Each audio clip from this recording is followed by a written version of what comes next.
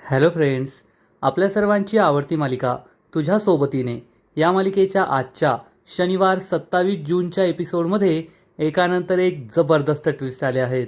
Friends, आजचा episode खूप भारी होता. मग नेमकं घडलंय तरी काय? तर आजच्या एपिसोडमध्ये नुपूर आपली टिफिन सर्व्हिस सुरू करण्यासाठी माहेरी गेली. कारण तिच्या टिफिन सर्व्हिसेसचे सगळे भांडे डबे सगळं सामान हे तिच्या माहेरी होतं. पण माहेरी गेल्यावर तिला जबर धक्का बसला. कारण मीनाने ही सगळी भांडी आधीच विकून टाकली होती. नुपूरला खूप राग आला.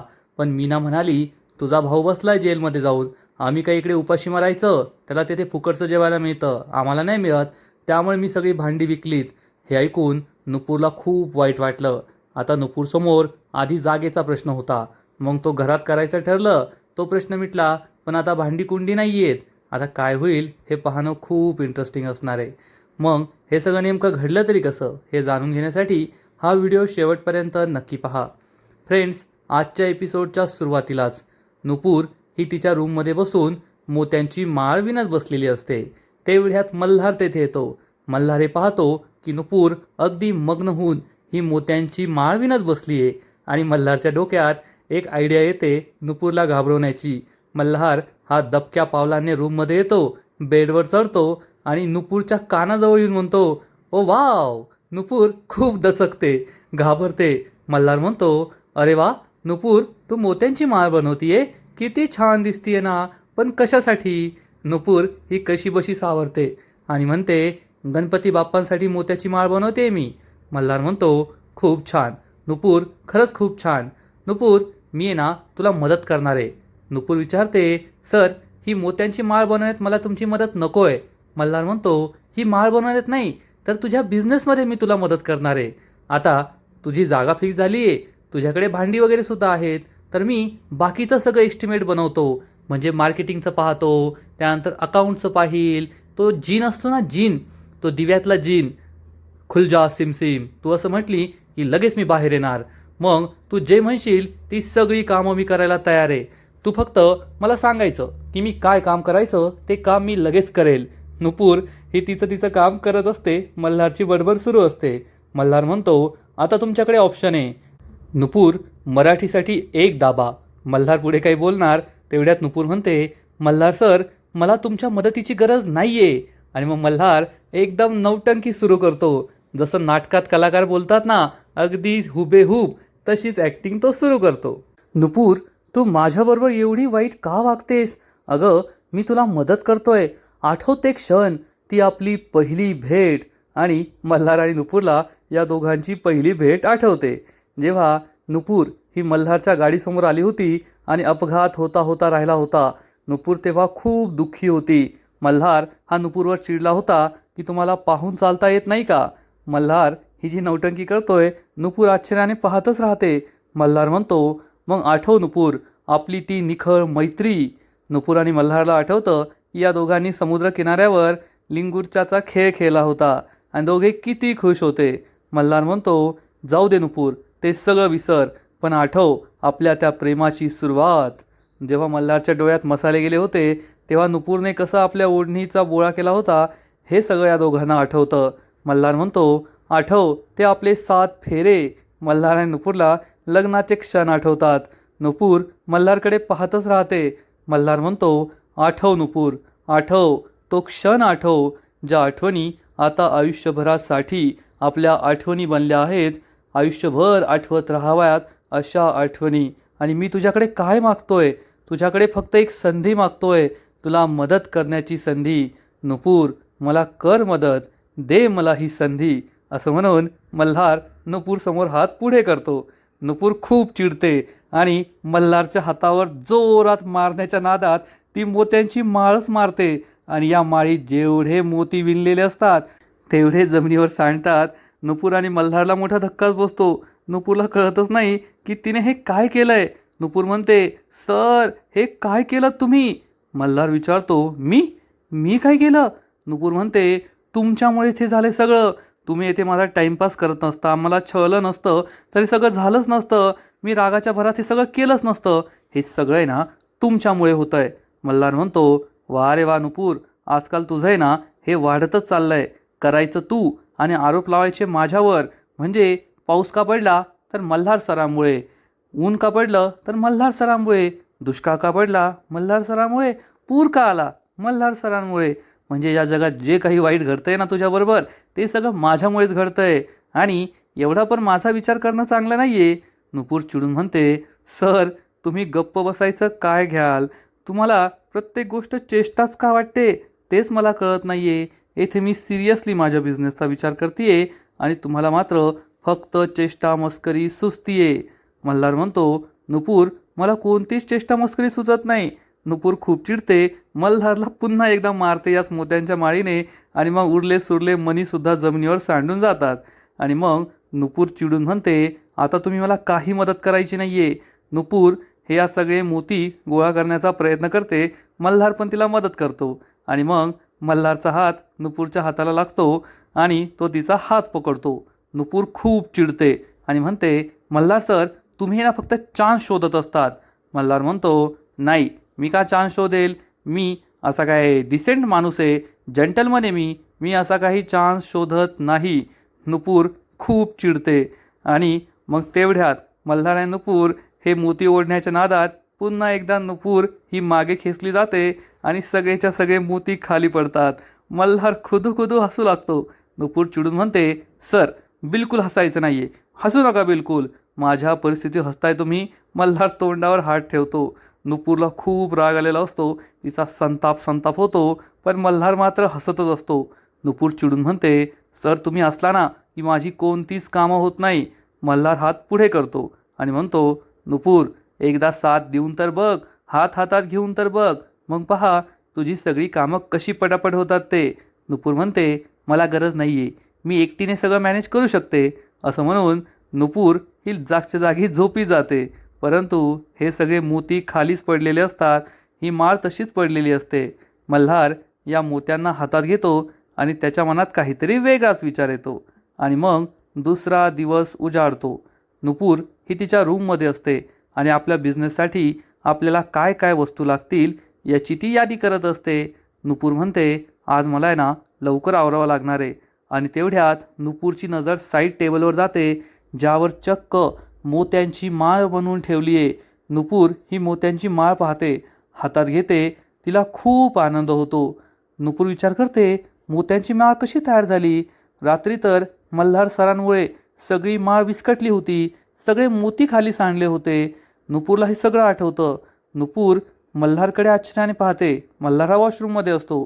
नुपूर विचार करते, अरे वा सर, याचा अर्थ तुम्ही रात्रभर जागून ही मोत्यांची माळ बनवली आहे. खरंच खूप छान, यावेळेस तुम्ही मला इम्प्रेस केलं आहे.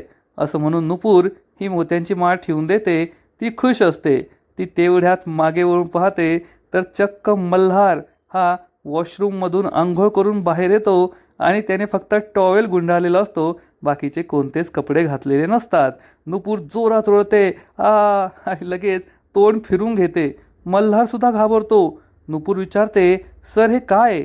मल्हार म्हणतो, कपडे घालायला आलोय. मल्हार हा कपाटाजवळ येतो. नुपूर परत त्याला पाहते, वळते आणि म्हणते, सर तुम्ही इकडे येऊ नका, माझ्या मागे मागे करू नका, तुम्ही जागेवर थांबा, मी देते तुम्हाला तुमचे कपडे. आणि मग नुपूर कपाटातून मल्हारचे कपडे काढते आणि मल्हारच्या अंगावर हे कपडे फेकून देते आणि म्हणते, सर हे अतिशय चुकीचं आहे, तुम्ही असं नव्हतं यायला पाहिजे टॉवेल गुंडाळून. तर मल्हार म्हणतो, काय बोलतेस नुपूर, मग काय टॉवेलनं गुंडाळताच यायचं का? टॉवेल गुंडाळूनच यायला पाहिजे ना. नुपूर म्हणते, सर माझ्या म्हणण्याचा तो अर्थ नव्हता, तुम्ही असं टॉवेल गुंडाळून कपडे न घालता बाहेर येणं चुकीचं आहे. तर मल्हार म्हणतो, नुपूर त्यात चुकीचं काय आहे? मी जंटलमन माणूस आहे, मी का जाणून बुजून केलं नाही आहे. तर नुपूर म्हणते, सर हे डिसेंटसुद्धा नाही दिसत. मल्हार म्हणतो, का डिसेंट दिसत नाही? आता एखादा माणूस वॉशरूममध्ये आंघोळ करतोय तर तो रूमच्या बाहेर येणार, तर तो टॉवेल गुंडाळून येणार की असं सूट बूट घालून येणार? नुपूर म्हणते, पण आधी मला कळवायला तर हवं होतं ना. मल्हार म्हणतो, कसं कळवणार? आमच्याकडे अजून आहे ना वॉशरूमची दरवाजे हे ट्रान्सपरंट करण्याचं फॅड नाही आलं आहे. असते ना तर मी मला कळलं असतं तू बाहेर आहे. नुपूर म्हणते, सर विचारू शकता, सांगू शकता, आतमधून ओढू शकता. मल्हार म्हणतो, हो ते एकदम बरोबर सांगतेस तू. यानंतर आहे ना मी तेच करणार. मी जोरात ओरडणार, ऐका हो ऐका, मल्हार खानविलकर हे आता बाथरूमच्या बाहेर अंघोळ करून येत आहेत. हे ऐकून नुपूर हसू लागते. मल्हार पुढे म्हणतो, बाहेर कुणी आहे का? कुणी माणसं, सजीव, निर्जीव, कीटक कुणी असेल तर त्यांनी तोंड फिरून घ्या. मल्हार सर टॉवेलमध्ये आहेत. हे ऐकून नुपूर आणखीनच हसू लागते. मल्हार म्हणतो, अशीच अनाऊन्समेंट करू ना? नुपूर म्हणते, हो सर, अशीच अनाऊन्समेंट करा. मल्हारने शर्ट घातलेला असतो, पण शर्टची बटणं काही लावलेली नसतात. आणि नुपूर ही मल्हारला म्हणते, यानंतर आहे ना तुम्ही अशीच अनाऊन्समेंट करत जा.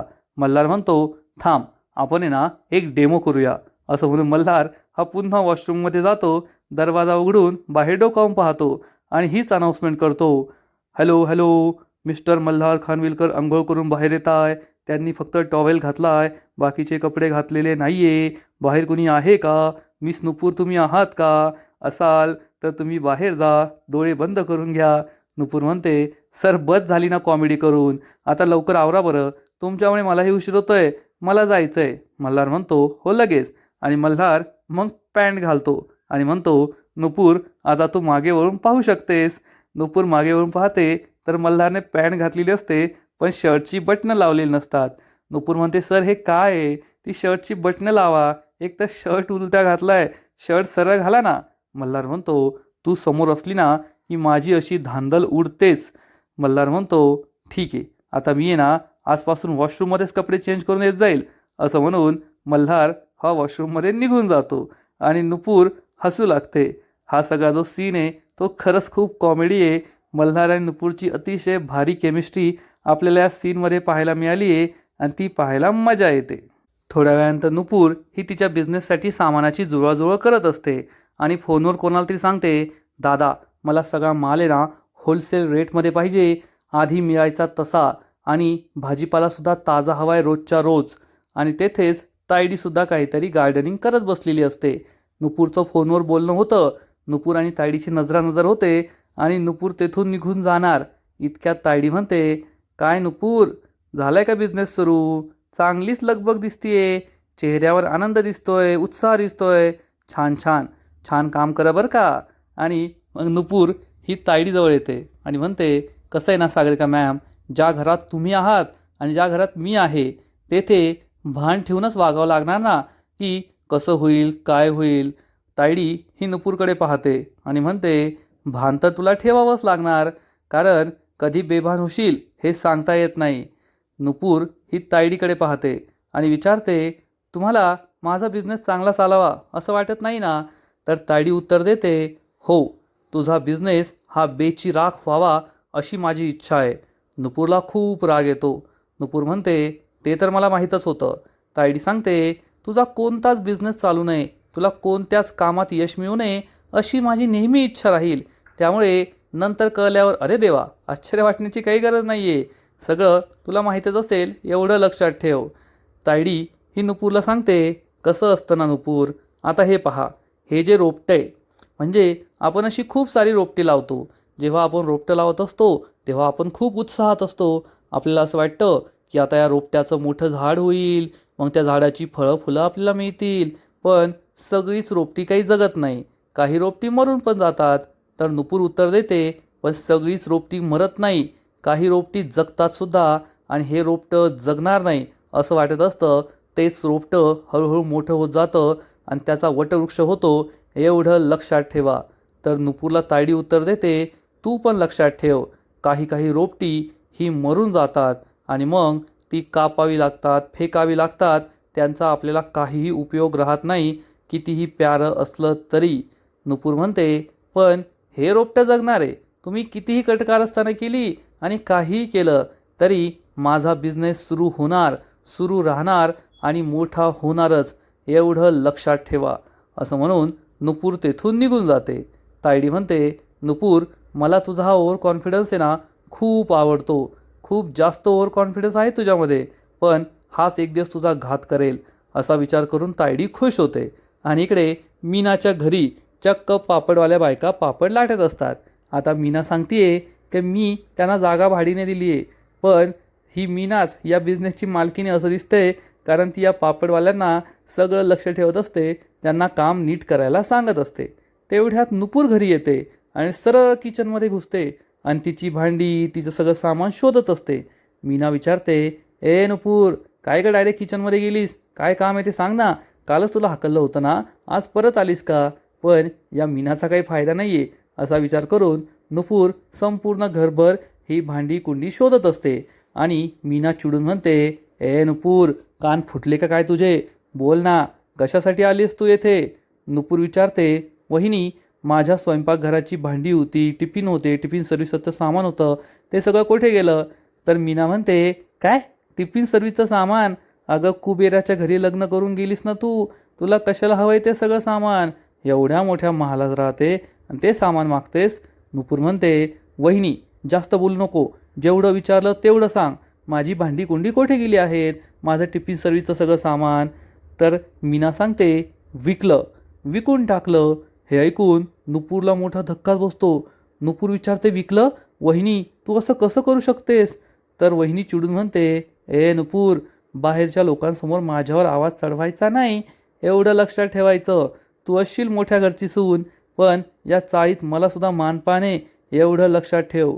नुपूर म्हणते, वहिनी, माझी भांडी कोठे आहेत?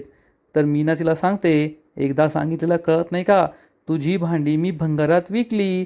तुझा भाऊ बसलाय जेलमध्ये जाऊन, त्याला भेटतं फुकटचं गिळायला, पण येथे मला माझ्या लेकीला रोज खावं लागतं ना, त्याची काहीतरी सोय करावी लागेल, म्हणून मी ती सगळी भांडी विकली. नुपूर खूप चिडते आणि म्हणते, वहिनी, मला टिफिन सर्व्हिस सुरू करायची आहे दादाला सोडवण्यासाठी. तर मीना चिडून म्हणते, ए गप बस ग, बस झाली तुझी नाटकं. तुला तुझ्या भावाचा कळवळ असता, त्याच्याबद्दल प्रेम असतं ना, तर तुझ्या नवऱ्याला सांगून केव्हाच त्याला सोडवलं असतं. ते तर तुला जमलं नाही, आणि आता ही टिफिन सर्व्हिस सुरू करून असे किती पैसे कमवणार आहे तू? नुपूर म्हणते, पण वहिनी, मी टिफिन सर्व्हिस सुरू केली असती, थोडे पैसे जमले असते, झालं असतं ना सगळं मॅनेज. पण नुपूरला मीना खटकावून सांगते, बस झाली तुझी नाटकं, चल निघ इथून, थांबू नको येथे. आणि नुपूर ही दुःखी होऊन तेथून निघून जाते. आणि मीना या पापड लाटणाऱ्या बायकांना सांगते, माहिती आहे का, लई श्रीमंत घरात लग्न केलंय तिने, पण भावा वहिनीसाठी 1 रुपया असा बाहेर पडत नाही. तुम्ही करा तुमची कामं. या बायका त्यांचं पापड लाटण्याचं काम सुरू करतात. आणि इकडे दीप हा मल्हारला नुपूरच्या बिझनेससाठी वेगवेगळे लोगोज, वेगवेगळी नावं सजेस्ट करत असतो. सगळ्यात पहिले नाव असतं घरगुती डब्बा सर्व्हिस. मल्हार म्हणतो, नाही, हे चांगलं नाही आहे. मग पुढचं असतं नुपूरचं किचन, हे पण मल्हारला तेवढंसं आवडत नाही. मग पुढचं असतं अस्सल चवीचं जेवण. मल्हार म्हणतो, हे चांगलं आहे, हे आपण शॉर्टलिस्ट करू शकतो. आणि मग शेवटचं दाखवतो डिझाईन दीप मल्हारला, आणि याचं नाव असतं नुपूरचं स्वयंपाकघर. आणि अतिशय सुंदर डिझाईन असतं हे. आणि हे डिझाईन पाहून मल्हार खूप खुश होतो आणि म्हणतो, मला असंच काहीतरी हवं होतं, आणि शेवटी ते भेटलं. दीप, खरंच खूप छान काम केलं आहे तू. आता माझा पूर्ण हातभार नुपूरच्या बिझनेसला लागणार. तर दीप म्हणतो, कोणता? आर्थिक हातभारच ना? मल्हार म्हणतो, नाही, नुपूर खूप स्वाभिमानी आहे, तिला माझ्याकडून कोणताही आर्थिक भार नको आहे, आणि त्याचप्रमाणे ती संपूर्ण जबाबदारी स्वतःच घेते. मी तिला फक्त इमोशनल अटॅचमेंट देतो आहे, आणि जेव्हा हे सगळं तयार होईल तेव्हा नुपूरलासुद्धा खूप छान वाटेल. दीप म्हणतो, एकदम बरोबर, आणि दीप तेथून निघून जातो. इकडे नुपूर ही घरी पोहोचते. तर जिया विचारते, काय झालं वहिनी? नुपूरचं लक्षच नसतं. नुपूर म्हणते, माझं लक्षच नाही आहे. तर जिया तिला म्हणते, अरे हे तर सिम्पटम्स आहेत प्रेमात पडण्याचे, तू ब्रोवर किती प्रेम करते ना, हे यावरून सिद्ध होतं. नुपूर म्हणते, जिया प्लीज, मला आता हे असं नाही बोलायचं आहे. तर नुपूरला जिया समजावून सांगते, माझ्या मनात काही जरी झालं ना, तर सगळ्यात आधी मी तुला शेअर करते, आणि आता तू एवढी टेन्शनमध्ये दिसतीये तरी मला काही शेअर करत नाही. सांग ना काय झालं? नुपूर जियाला झालेला सगळा प्रकार सांगते. मला नवीन बिझनेस सुरू करायचा आहे, टिफिन सर्व्हिसेसचा, आणि त्यासाठी मी भांडी घेण्यासाठी माझ्या माहेरी गेले होते. तर त्यांनी मला भांडी देण्यास नकार दिला, कारण त्यांनी आधीच भांडी विकून टाकली आहे. हे ऐकून जियालाही धक्का बसतो. जिया म्हणते, पण वहिनी, तू एक काम करू शकते ना, तू ब्रोशी बोलू शकते. ब्रो नक्की तुझी मदत करेल, आणि तुला सगळी भांडी घेऊन देईल, जी मदत हवी असेल ती सगळी करेल.